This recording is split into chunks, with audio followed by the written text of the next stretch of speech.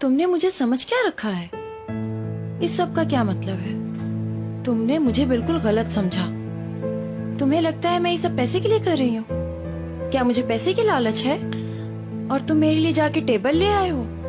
Idiot. ओ जीनिया रुको, मेरी बात सुनो। मैं तो तुम्हारे ही फायदे के लिए कौन सा फायदा? तुम मुझे समझ ही नहीं पा रहे हो, बिल्कुल भी नहीं। यार जीनिया प्लीज रुको एक मिनट। यार मुझे बताओ कि हुआ क्या है, मुझसे क्या गलती हो गई? मुझे इस जॉब की जरूरत नहीं। तुम वाकई एक इडियट हो। तुम ऐसा क्यों नहीं करते कि किसी एनवेलप में रकम डाल के दे दो मुझे? लेकिन तुम ऐसा नहीं करोगे क्योंकि तुम जैसे इडियट्स एनवेलप यूज ही नहीं करते, क्योंकि तुम वाकई एक इडियट हो। यार मैं सिर्फ तुम्हारी हेल्प करना चाह रहा था। लेकिन नहीं कर पाए, नहीं कर सके। मैं समझी थी कि हम दोनों एक दूसरे को बहुत समझते हैं, लेकिन मैं कितनी गलत थी। मेरे पीछे मत आना अब।